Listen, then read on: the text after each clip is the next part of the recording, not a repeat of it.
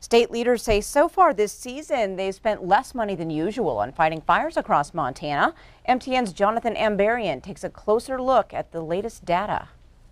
The Montana Department of Natural Resources and Conservation says overall it's been a quieter fire season than usual. DNRC leaders updated the State Environmental Quality Council Wednesday on the state's wildfire outlook.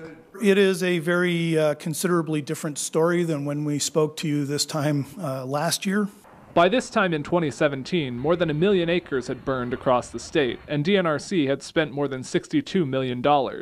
This year it's been closer to 100,000 acres burned. The state started the season with just $8 million in its fire suppression fund, and they've only spent $4 to $5 million. Fire damage hasn't been spread evenly around the state. Northwestern Montana was hit especially hard, with fires like the Howe Ridge in Glacier National Park. At least in northwestern Montana, it was a tough fire year.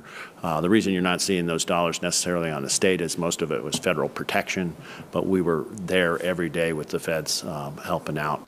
While DNRC fought fewer fires overall, leaders say they still had to deal with some resource shortages. Especially in August, the number of fires burning around the country made it harder to bring incident management teams into Montana. Our fire environment just continues to get more and more challenging.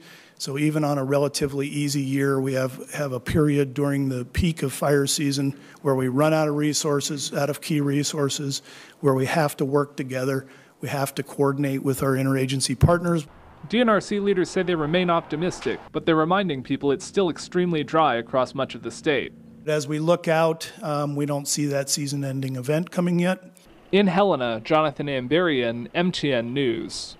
Thanks, Jonathan. Now, the Environmental Quality Council also discussed possible bills to adjust the state's fire assessment fee. Right now, owners of forested property must pay the state a fee supporting wildfire protection.